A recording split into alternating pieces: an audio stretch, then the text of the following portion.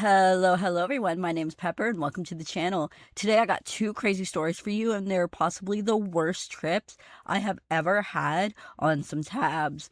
Before I get started, I want to say if there are any feds watching, these stories are all fiction, totally not real. Every video I make is with educational purpose only and with the harm reduction purpose in mind. I do not encourage anyone, especially minors, to do the things that I have said I've done. And with that, let's get right into this video of the worst experience I have ever had while tripping. What's wrong with you, bro? What the heck? You tripping, bro? You tripping? People say that you learn things while having bad trips, and there's no real bad trips, but from this experience, I have learned absolutely nothing. So, if you can tell me what I learned from all of this, please let me know because I have no idea. Very chill. I was with my girlfriend, Chloe. We were both tripping.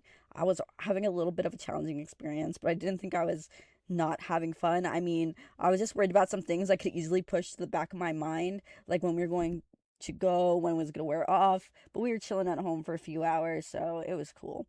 I honestly wanted it to be a little bit longer and a little stronger because these were 100 UGs instead of my usual 150. I decided I want to go to sit outside with my girlfriend, and all is going well. Things are beautiful, sun shining, grass is green, things are moving, the whole experience. But suddenly I see something in the grass.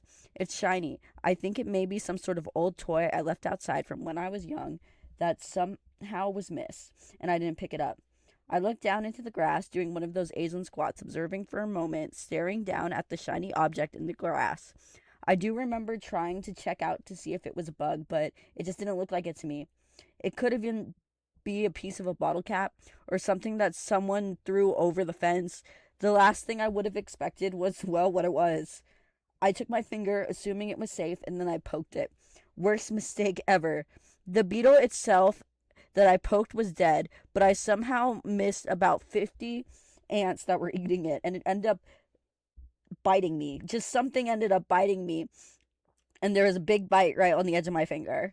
This shocked me to my core, genuinely. But the craziness didn't even happen yet.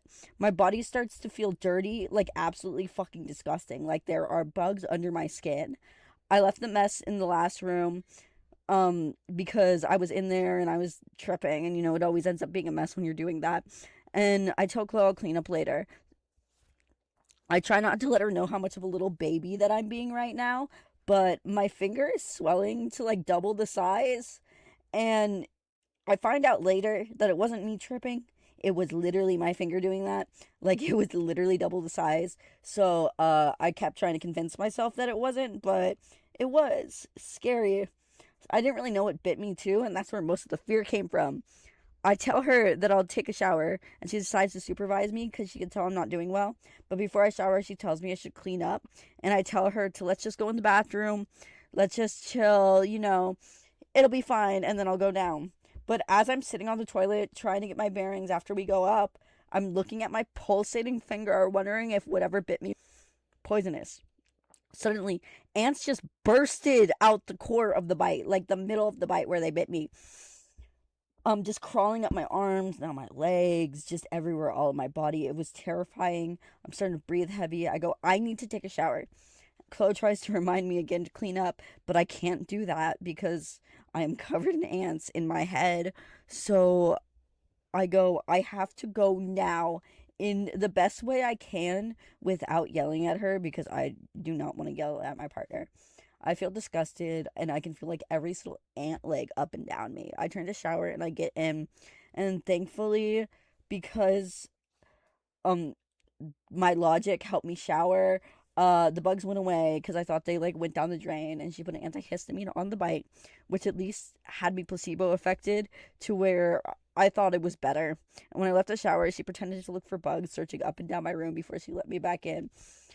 Once I'm in the room, she actually figures out a game to calm me. She starts asking me abstract questions like, "What color is 7?"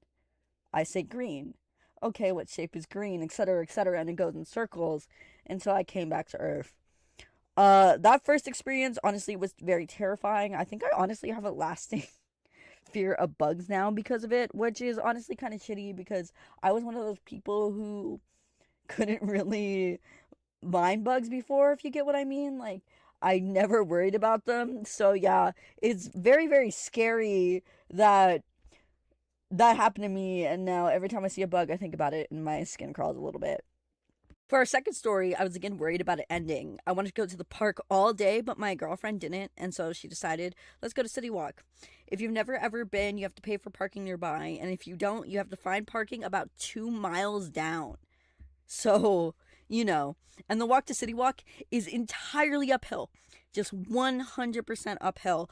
So, I am not an active person and I tend to get tired after 30 minutes of walking at like a normal pace. But I'm trying to change that and I've been going to the gym recently.